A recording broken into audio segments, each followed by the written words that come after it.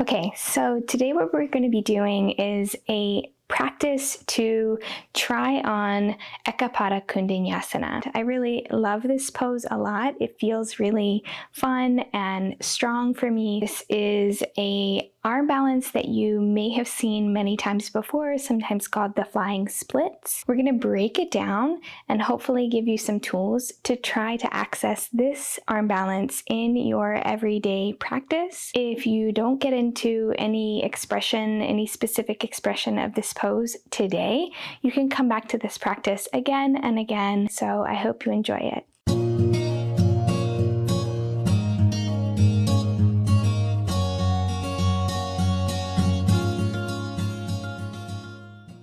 Okay, so Koundinyasana. We are going to just work on this pose. So you really just need your mat and yourself, and hopefully you've done a little bit of warm up to get yourself ready to practice this pose. You can try my Sun A and Sun B video if you have not warmed up, so you can go find the tag here.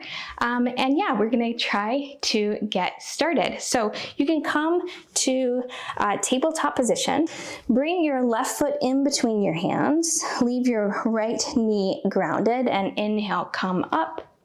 Exhale, hands come down to heart center. Hinge yourself forward and then use the strength of your core to twist yourself over and to the right. Yeah? So from here, what we want to do is to be able to get our hands down and onto the ground. And for me, what makes that the easiest is to sort of walk my feet backward in space just a little bit. So it might also, depending on the space you have, work for you to walk your hands forward or walk your ankles and feet and knee back. Either way is fine. I like to walk back so I can stay with my palms on the mat. Now from here, we're going to shine the eyes of the elbows forward. You notice how they're pointing at you right now? That's important because we need to get the strength that conveys through the shoulders. We're going to begin to do these chaturanga arms with the eyes of the elbows shining forward, bending the elbows into a 90-degree position. And as I do that, I simultaneously lean forward with my torso, lean forward in space. So my head is coming down into the ground, and that can feel a little bit scary, a little bit intimidating. You're afraid you're gonna slam your face into the ground. So sometimes when I was learning, I like to bring a pillow or a bolster or even a block down to the ground to help me out and make me feel like I'm not gonna face plant. So hands are down onto the ground, we're leaning forward in space, and then we're sort of bookshelfing the outside of the left knee onto the outside of the right elbow, and the outside of the right hip onto the outside of the, the left hip onto the left elbow. Yeah, so we're leaning until we make contact, and then it helps a lot to gaze over toward the direction your front foot is pointing. So I'm gazing over to my right, leaning forward, and I might just stop here. Both of my feet are still on the ground. My knees are bent here, and that's a good place to stop. If you feel like that's enough, or maybe you lean all the way forward and place your head onto the ground. So let's show that. So we can put our head all the way down onto the ground, right? Just to get our feeling for what this position might be like. And you can begin to straighten the legs. This pose has a little bit to do with strength, but it has a lot to do with finding this leverage point in your own body and finding a way to balance on your hip and balance enough to lift your back leg. Yeah, so we're gonna press ourselves forward, really shine the eyes of the elbows forward because that's gonna help with the wrists and the shoulders and the strength. Press, lean, then you can straighten.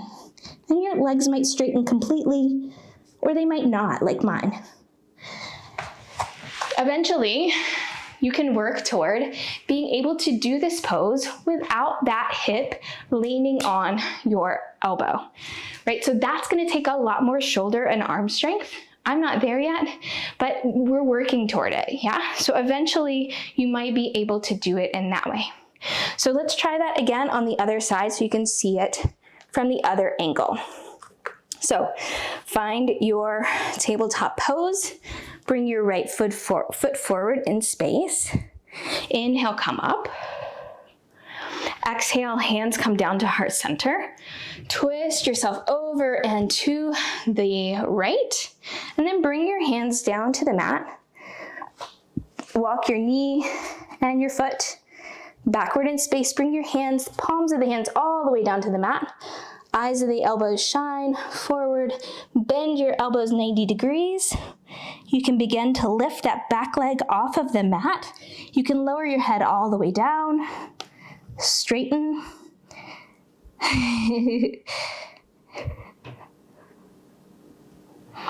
And when you're ready, bring it all the way back down. So as I said, Koundinyasana is partially about strength in the arms, the shoulders, the wrists, and you need some of that fundamental strength to get there. But it's also a lot about the ability to leverage the weight of your own body and balance lifting one leg up and leaning forward toward the ground. So you can experiment with placing a pillow on the ground, putting your head all the way down to the ground, and just see how it goes. Let me know how it went. Bye.